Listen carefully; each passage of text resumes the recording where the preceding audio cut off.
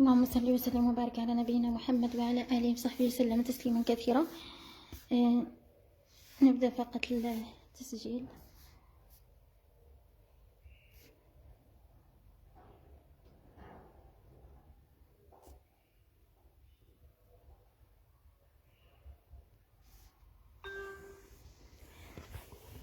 الله أكبر الله أكبر الله أكبر، لا إله إلا الله. الله أكبر الله أكبر ولله الحمد. نسأل الله أن يجعل هذا الجمع مرحوما وتفرقنا من بعده معصوما، وأن لا يجعل فينا ولا بيننا شقي ولا محروما، وأن يبارك في هذا الجمع، وأن يجعل هذا اليوم يوما مباركا يا رب العالمين، ويوفقنا فيه لمرضاته. فاليوم يعني جمع لنا يعني فضل عظيم في أنه يوم جمعة زائد من الأيام التي النبي صلى الله عليه وسلم قالنا ما من أيام العمل الصالح فيهن أحب إلى الله من هذه الأيام. فسألوه الصحابة: ولا الجهاد في سبيل الله؟ فقال النبي صلى الله عليه وسلم: ولا الجهاد في سبيل الله إلا رجل خرج بنفسه وماله فلم يرجع من ذلك بشيء. فتخيلي أنه الآن عملك الصالح خير من الجهاد في سبيل الله، ولن يسبقك إلا من قتل شهيدا، إلا من مات شهيدا في سبيل الله. فتخيلي أن ربي يحطك في أيام العمل فيها أحب الرب سبحانه عز وجل. فتخيلي أنت لو كنت عارفة مثلا وقت مناسب لشخص تحبينه، ستبذلين كل جهدك في أنه يعني جلستك تكون معه أفضل، أسئلتك تكون أفضل، متعتك تكون أفضل، فما بالك برب العالمين ولله المثل الأعلى أنك تعرفي بلي هذه الأيام العمل الصالح فيها أحب إلى الله من سائر الأيام الأخرى، فما بالك أنها اليوم جمعة. فأول شيء نكثر كما قلنا النبي صلى الله عليه وسلم من التكبير والتحميد والتهليل، بمعنى الله أكبر الله أكبر لا إله إلا الله، الله أكبر الله أكبر ولله الحمد. كذلك أنه اليوم كجمعة النبي صلى الله عليه وسلم قلنا أكثر فيها من الصلاة والسلام عليه الصلاة والسلام، فنكثر من الصلاة على النبي صلى الله عليه وسلم، فنستغل أوقات النفحات ونتعرض لها. وتخيلوا أنه أيام كهذه أنتي تستغليها واحدة أخرى تمضيها بدون أدنى فائدة، فهي الفرصة أمامنا. وقبل يعني ممكن جدا ما كانش الواحد عنده فرصة أنه يعرف خيرات مثل هذه، لكن الآن راها بيدك أنك تسمعي وتعرفي، إلا إذا أبيتي. فكل شيء ربي حطوا بين يديك وسهلوا لك. زمان الصحابة كانوا يتعبوا، أو التابعين أو تابعي التابعين وغيرهم كانوا يتعبوا باش يدوا معلومة يمشوا يسافروا عليها من بلاد البلاد.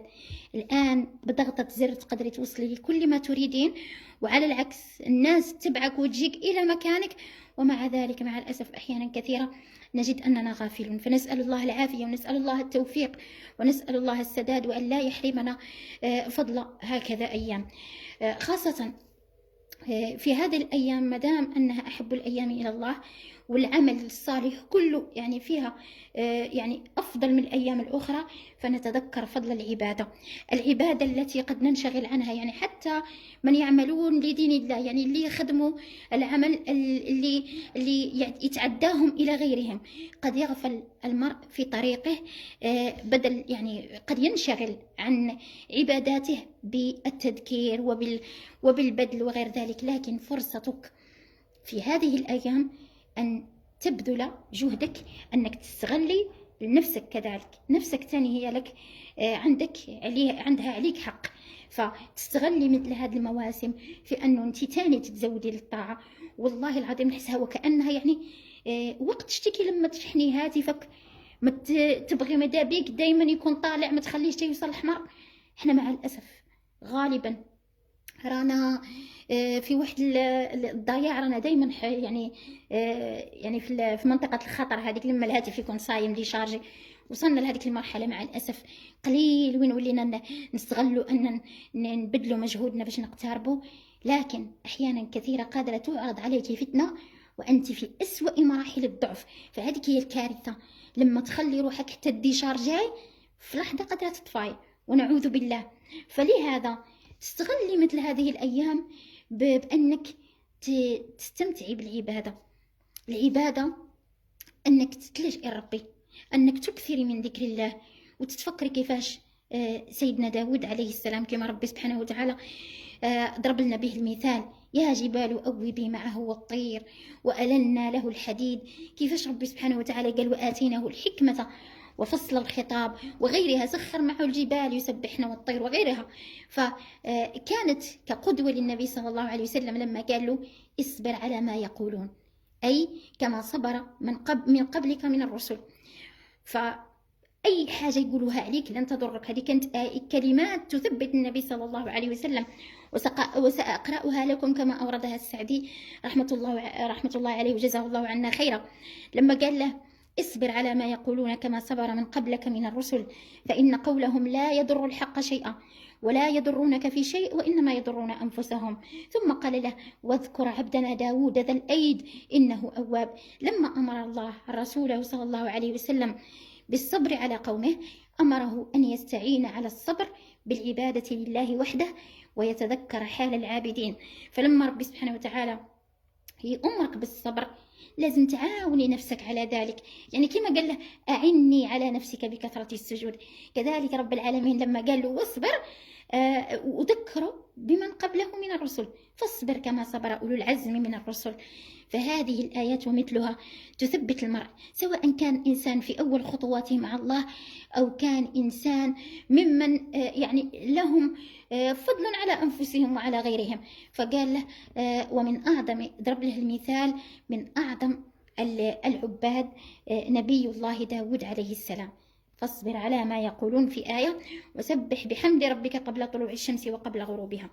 فضرب له المثال بسيدنا داود عليه السلام، ذا الأيد أيدي القوة العظيمة على عبادة الله تعالى في بدنه وقلبه، إنه أواب، أي رجاع إلى الله في جميع الأمور بالإنابة إليه بالحب والتأله والخوف والرجاء وكثرة التضرع والدعاء، رجاع إليه عندما يقع منه بعض الخلل بالإقلاع والتوبة النصوح. ثم قال له عز وجل إنا سخرنا الجبال معه يسبحن بالعشي والإشراق. فتخيلي هذه الجلسة نتاع العبادة وتتخيلي أنه ربي مسخر معه الجبال يسبحن بالعشي والإشراق، ومن شدة إنابته لربه وعبادته أن سخر الله الجبال معه تسبح معه بحمد ربها بالعشي والإشراق، أي في أول النهار وآخره.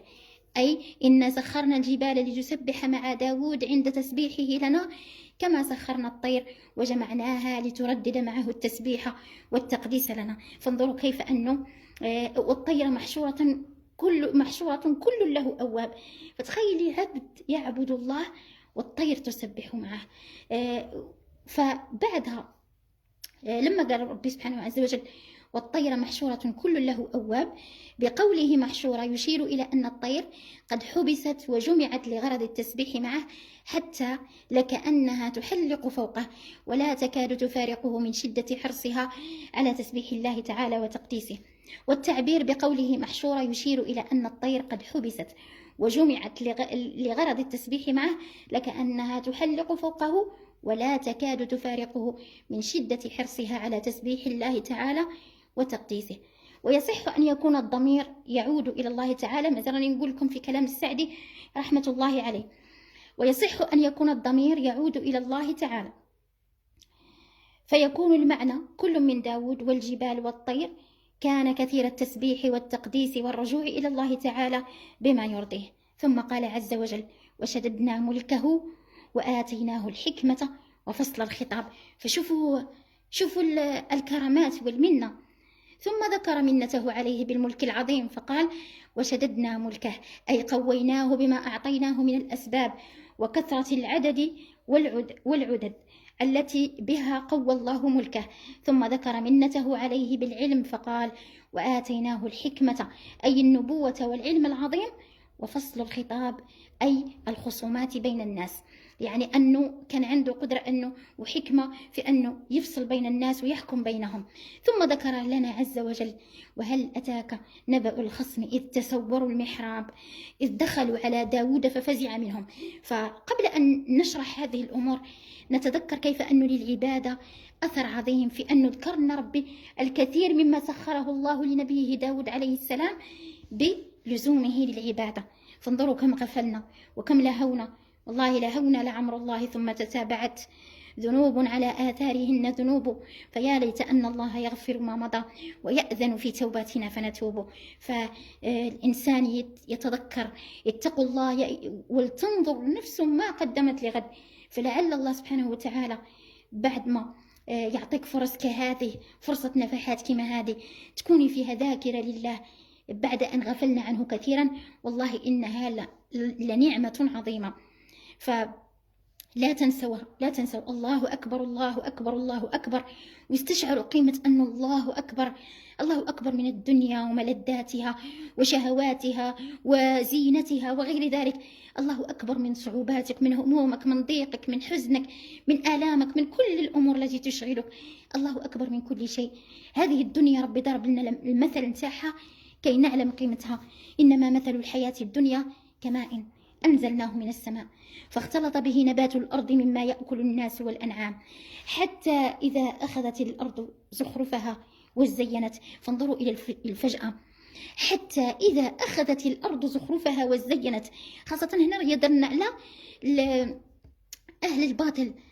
حتى إذا أخذت الأرض زخرفها وزينت وظن أهلها أنهم قادرون عليها أتاها أمرنا ليلا أو نهارا فجعلناها حصيدا كأن لم تغن بالأمس. فانظروا إلى الدنيا كيف هي، وانظروا لما الإنسان يتشبث بمرضاة الله ويبذل مجهوده. وكنت قد ذكرت لكم في الفيديو تاع السنة الماضية، بإذن الله سأضعه لكم حتى لا نكثر الكلام والتكرار، سأضع لكم. وكنت قد وضعت فيه قصة إحدى الأخوات مع يوم عرفة، وكيفاش ربي سبحانه وتعالى يعني بذلت مجهودها، وكان بفضل الله وفضل كثرة الذكر وغيرها شفيت يعني من سحر كان ملازمها لسنوات. شوفوا ربي سبحانه وتعالى على كل شيء وكيل وعلى كل شيء قدير. وبقدر ما الإنسان يلزم باب الله وبذل مجهوده في العبادة سيفوز أولا بالآخرة، لأنها هي مطلبنا الأصلي.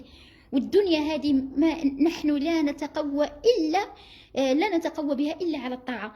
يعني هدفنا في الدنيا الحقيقي هو أنها تكون هانية، نكونوا مرتاحين، نكونوا مطمئنين باش نقدروا نعبدوا ربي بعبادة صحيحة. أما أني بغي الدنيا باش تزيان كاع تماما فقط لأجل أنها تزيان ونموت ونحيا، لا، بغيتها تزيان ونكون مريحة ومرتاحة كي أجد راحة في طاعتي لله سبحانه وتعالى. فهذا هو يكون الهدف، لأنه إذا كان صعوبات الدنيا التي تنتهي بالموت ما رناش نقدر نتحملوها، ما بالك لما الإنسان يمشي إلى الآخرة ويكون مخبزها مع ربي، يعني وبدا لهم من الله ما لم يكونوا يحتسبون. فهي تذكرة لنفسي ولكن لأنه كل واحدة تبذل كل مجهودها. الله أكبر الله أكبر الله أكبر، لا إله إلا الله، الله أكبر ولله الحمد. فبإذن الله ستستشعري معنى هذه الكلمات لما تكمل هذه الأيام العشر، ولما تستغلي يوم عرفة أحسن استغلال، وتقولي الله أكبر الله أكبر الله أكبر، لا إله إلا الله، الله أكبر ولله الحمد. قسما بالله أنه من يستغل رمضان ويستغل العشر من ذي الحجة أحسن استغلال، قسما بالله أنه طعم الله أكبر الله أكبر ولله الحمد تكون من القلب، يعني يكون هذا طعم سبيسيال. وهذا هو السبب الذي صرنا نرى فيه أنه العيد صامت. العيد صامت هذه الكلمة والتي تتكرر بسبب أنه مع الأسف الأيام النفحات اللي على جالها نفرحوا بعد ذلك وندوا لذة الفرحة ما رناش نستغلوها أحسن استغلال. فلهذا أوصي نفسي وإياكم بكثرة الذكر، لأن الذكر والله العظيم غير فرصة عظيمة لقربك من الله بالسرعة، يعني تمشي خطوات. النبي صلى الله عليه وسلم قالنا إذا مررتم برياض الجنة فارتعوا، فها هي حلق الذكر بين يديك، إذا ما مشيتي لهاش هي تجيك. فلكن نسأل الله أن يقوينا على ذلك وأن يحشرنا، يعني هكذا إن شاء الله يا رب العالمين. وسيق الذين اتقوا ربهم إلى الجنة زمرا. إن شاء الله كنكونوا جماعات مع بعضنا كما جمعتنا هنا الدنيا لأجل رضاة الله سبحانه وتعالى، مرضات الله، فبإذن الله نكونوا في الجنة على سرر متقابلين. أوصي نفسي وإياكم بأنكم تذكروا، يعني عندك قدرة عندك تهزي تليفون وتفكر الناس بقيمة هذه الأيام العشر، عندك قدرة أنك تذكر الناس فقط بحديث واحد في رسالة واحدة. الآن راها كاين وسائل أنك تبلغي عن الله كثيرة، فلا تحرمي غيرك، ممكن عمرها ما راها سمع على هذه الأيام وراها في غفله كبيره، وانت تقدري تنقديها، انت تقدري تنقدي لها دنيتها واخرتها. فلا تحرمي نفسك ولا تحرمي غيرك فضل التذكير. وعرفي باللي انك كي تبلغي راكي ديتي دعوه النبي صلى الله عليه وسلم انه ربي سبحانه وتعالى ينظر وجهك، انه يكون وجهك منور منظر، يعني سبحان الله. فاسال الله ان يرحمنا. وما تنساوش كثره الصلاه على النبي، ما تنسايش انك تدوري ربي سبحانه وتعالى، تلجئي له، تبكي له، تشكي له همك، تساليه خيري الدنيا والاخره، وتوكلي عليه وتطلبي منه، وكانك يعني خلاص انت يعني ادعي لدرجه انك تحسي بلي وكانه خلاص عرفتي انه انتهى الامر، خلاص حطيتي دوسياتك، انتهى الامر، خلاص ارتاحي. لكن لا بد انه الانسان يستغل، خاصه اليوم راه الجمعه، بذلوا مجهودكم. اسال الله ان يتقبل مني ومنكن، ولا تنسوني من دعائكم. بارك الله فيكن، جزاكم الله خيرا على حسن استماعكم وصبركم. اسال الله ان يثبتني واياكن، وان يجزيكم خير الجزاء، وأن يبارك في أوقاتنا وأعمارنا، وأن يجعلنا ممن يستغلون هذه العشر أحسن استغلال.